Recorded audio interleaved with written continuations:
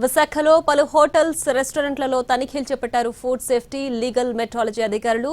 వారం రోజుల నుంచి నిల్వ ఉంచిన కుళ్లిన మాంసం పదార్థాలు, మోతాదుకు మించి కలర్స్, టేస్టింగ్ సాల్ట్ ఎక్కువగా వినియోగిస్తూ ప్రజల ఆరోగ్యాలతో చెలగాటమాడుతున్నారు. హోటల్స్ లో క్వాలిటీ లేని ఫుడ్ అందిస్తున్నారంటూ పలు ఫిర్యాదులు వినియోగదారుల నుంచి రావడంతో నగరంలోని 50 వరకు హోటల్స్లలో 20 బృందాలు ఏకకాలంలో దాడులు నిర్వహించారు.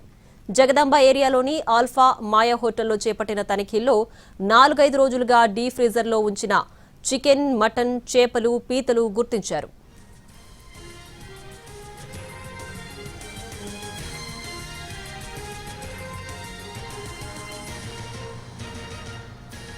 ఇదే అంశానికి సంబంధించి మరింత సమాచారాన్ని మా ప్రతినిధి చిరంజీవి అందిస్తారు.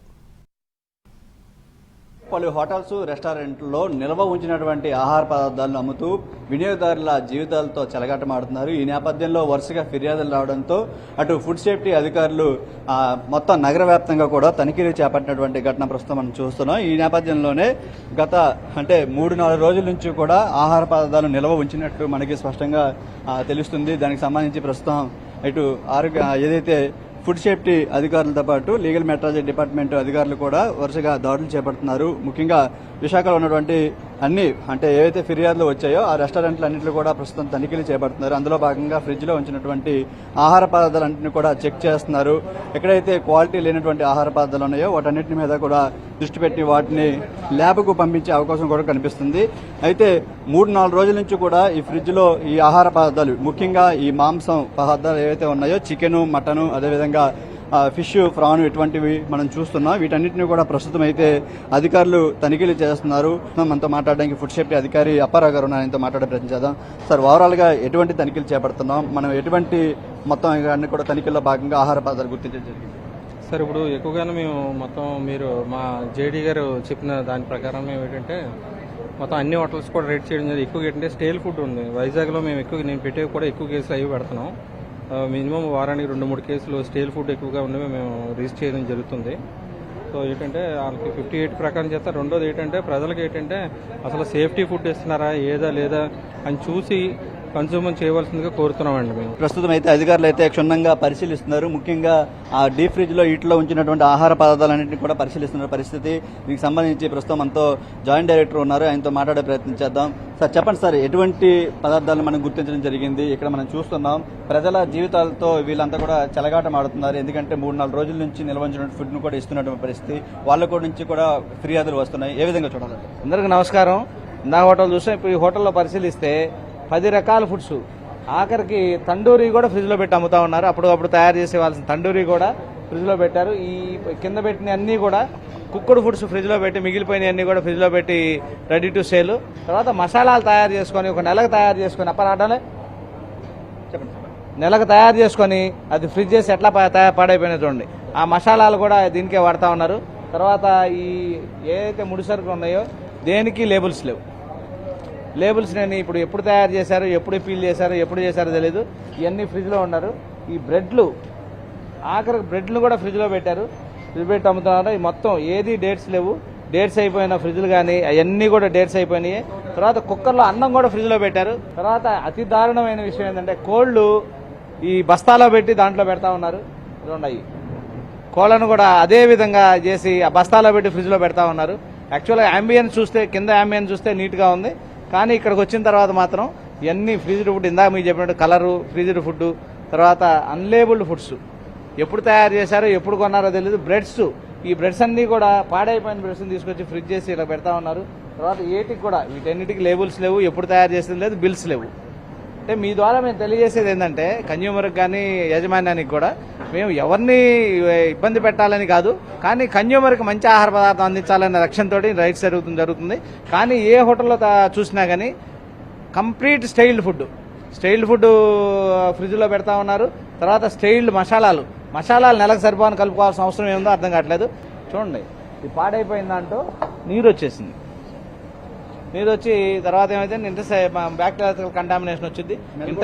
ఇంటెస్టైన్ డిజార్డర్స్ వస్తాయి. తర్వాత క్యాన్సర్ కారకాలు అవుతాయి. తర్వాత మోషన్స్, వామిటింగ్స్, కంప్లైంట్స్ అన్నీ అయ్యాయి. ఇప్పుడు యాక్చువల్గా ఏంటంటే వీళ్ళు 1 కిలో 1/2 కిలో ఉన్నప్పుడు పడేసి ఫ్రెష్ ఇస్తే ఇబ్బంది లేకుండా ఉంటుంది. కానీ 10 రకాలు ఫ్రిడ్జ్లో పెట్టారు. డీప్ ఫ్రిడ్జ్లో ఓపెన్ చేస్తే మొత్తం ప్రిపేర్డ్ ఫుడ్సే, పాడైపోయిన ఫుడ్స్ ఫ్రిడ్జ్లో పెట్టి సర్వ్ చేస్తున్నారు. తర్వాత ఒక డీప్ ఫ్రిడ్జ్లోనే మొత్తం మసాలాలన్నీ తయారు చేసి పెట్టాడు. ఎప్పుడు తయారు చేసినా తెలియదు. కనీసం నాకు తెలిసి వారం 10 రోజుల క్రితం మసాలాలు. రా చికెన్ కూడా ఫ్రిడ్జ్లో పెడతా ఉన్నారు. రా చికెన్ 5 నిమిషాల్లో సప్లై చేస్తారు. దాన్ని తీసుకొని వచ్చి ఫ్రిడ్జ్లో పెట్టి అదే సప్లై చేస్తూ ఉన్నారు. తర్వాత అన్లేబుల్డ్ బ్రెడ్స్, అన్లేబుల్డ్ పీల్ చేసిన ఈ అన్ని రకరకాల వయలేషన్స్ ఉన్నాయి. వీళ్ళ మీద చట్టపరమైన చర్యలు తీసుకుంటాం. శాంపిల్ తీయడం జరిగింది. అనాలిసిస్ రిపోర్ట్ వచ్చిన తర్వాత చట్టపర్యలు తీసుకుంటాం. ఇవన్నీ కూడా కమిషనర్ గారి దృష్టికి తీసుకెళ్లి లైసెన్స్ క్యాన్సిల్ చేయడానికి ట్రై చేసి వీళ్ళ ఇట్లాంటి రెస్టారెంట్లు మూసేస్తానని చేస్తాం. Thank you sir. ఇది ప్రస్తుతం మనం చూస్తున్నాం. ఈ విధంగా ఏదైతే హోటల్కి వచ్చేటువంటి ప్రజలకు వీళ్ళు అందిస్తున్నటువంటి ఫుడ్ 4-5 రోజులు, వారం రోజులు నిల్వ ఉంచినటువంటి ఫుడ్ ని వీళ్ళు తాజా హైజెనిక్ ఫుడ్ అని చెప్పి వీళ్ళు అమ్ముతున్నటువంటి పరిస్థితి. ఇటువైపు చూస్తున్నాం మసాలాలు. అదేవిధంగా మనకి ఇప్పుడు ఫుడ్ సేఫ్టీ అధికారులు చూపించినట్టు కూడా ఈ ఏదైతే చికెన్ ఉందో దీన్ని బాగా మ్యాగ్నేట్ చేసి దీన్ని ఉంచినటువంటి పరిస్థితి. ఇది లైట్ స్మెల్ కూడా వస్తుంది. ఇక్కడ వాటర్ కూడా దీనిలో వచ్చినటువంటి పరిస్థితి అంటే చూసుకోవచ్చు. ఇది ఖచ్చితంగా ఒక 4-5 రోజుల నుంచి కూడా ఉంచినటువంటి ఫుడ్కి అయితే మాత్రం ఇలాంటి వస్తుంది. ఖచ్చితంగా మనం చూస్తున్నాం. ఇలాంటి ఫుడ్ కనుక చిన్నపిల్లలు, ముఖ్యంగా మహిళలు ఎవరైనా సరే తిన్నారంటే వాళ్ళకి ఆరోగ్యపరమైనటువంటి సమస్యలు వస్తాయి. ఇది కిచెన్ అంటే మనం రెస్టారెంట్కి వెళ్ళిన తర్వాత అక్కడ పైకి కనిపించేదంతా కూడా మనకి వేడివేడిగా వాళ్ళు చేసి ఇచ్చేసినటువంటి ఫుడ్ అంతా కూడా కరెక్ట్ కాదని మనకి స్పష్టంగా అర్థమవుతుంది. ఈ విధంగా వీళ్ళు 4-5 రోజులు ఫ్రిడ్జ్ల్లో వీటిల్లో ఫుడ్ నిల్వ ఉంచిన తర్వాత వీళ్ళు ఈ విధంగా కస్టమర్లకి అందిస్తున్నటువంటి పరిస్థితి మనకు కనిపిస్తుంది. మొత్తం ఎక్కడ చూసినా సరే పూర్తిగా తడి వాతావరణం కనిపిస్తుంది. ఇక్కడ అంతా కూడా ఎక్కడ కూడా నీట్నెస్ లేదు. మొత్తం ఈగలు, దోమలు వాళ్తున్నటువంటి ఈ ఫుడ్నే వీళ్ళు ఇస్తున్నటువంటి చూడండి. మొత్తం పీతలు దగ్గర నుంచి రొయ్యలు, చికెన్ ఇవన్నీ కూడా ఇక్కడ కేజీల కొద్దీ మొత్తం అంతా కూడా నిల్వ ఉంచినటువంటి పరిస్థితి మనకి స్పష్టంగా కనిపిస్తుంది. ప్రస్తుతం విశాఖలోని రెస్టారెంట్లు, హోటల్స్ అన్ని కూడా ఈ విధంగా డబ్బులకి కక్కుర్తిపడి ప్రజల జీవితాలతో అదేవిధంగా ప్రజల ఆరోగ్యాలతో చెలగాటమాడుతున్నటువంటి పరిస్థితి మనకు కనిపిస్తుంది. ఎక్కడ కూడా శుచి శుభ్రత అనేది లేదు. మొత్తం కిచెన్ అంతా కూడా ఈ విధంగా ఉంటున్నటువంటి పరిస్థితి మనం చూస్తున్నాం. మిగిలిపోయినటువంటి ఫుడ్ను తాజా ఫుడ్ అని చెప్పేసి వాళ్ళు ఇవ్వడం, ఇవంతా కూడా చేస్తున్నటువంటి పరిస్థితి.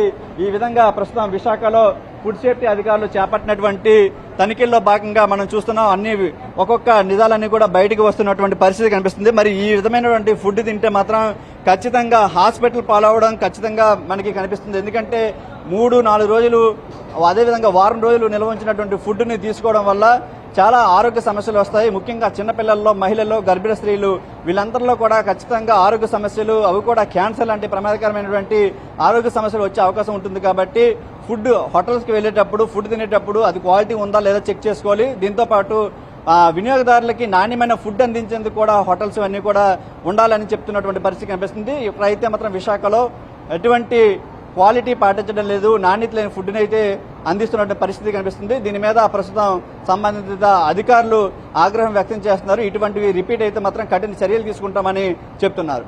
కెమెరామెన్ శ్రీధర్తో చిరంజీవి, ఎన్టీవీ, విశాఖ నుంచి.